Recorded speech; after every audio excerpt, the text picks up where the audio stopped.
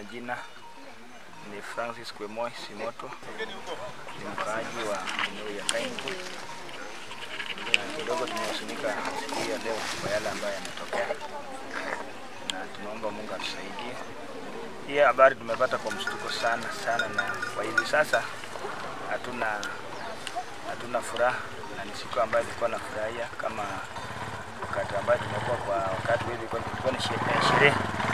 Kwa hivyo kile tumepata kupokea habari hii tumepata kwa huzuni sana, na tulikuwa naomba serikali yetu hii ya Kenya, ambayo ni serikali ambayo tunaheshimu, tunaipenda, waweze kushirikiana pamoja nasi tuweze kuangamiza hii habari ya yale ambayo yametokea ya uaji.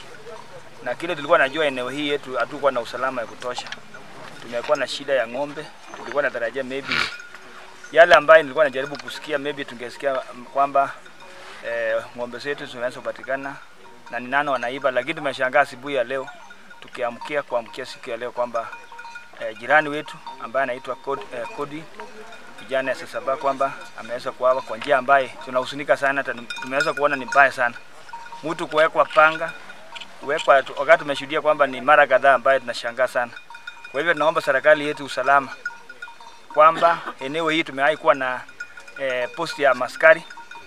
Tulikuwa naomba tuweze kurudishiwa hiyo sehemu ya hiyo posti yetu, kwa sababu hapo nyuma tulikuwa na hiyo maafisa wetu, maybe hata na ile posta ambayo ilikuwa na mahali kitendo imefanyika haipiti kilomita moja, ambapo kama tungekuwa na wale maskari wetu wa kitambo haya mambo haingeweza kutokea. Kwa hivyo tunaomba serikali yetu ya Kenya kwamba waweze kutusaidia na sehemu ya serikali ya usalama.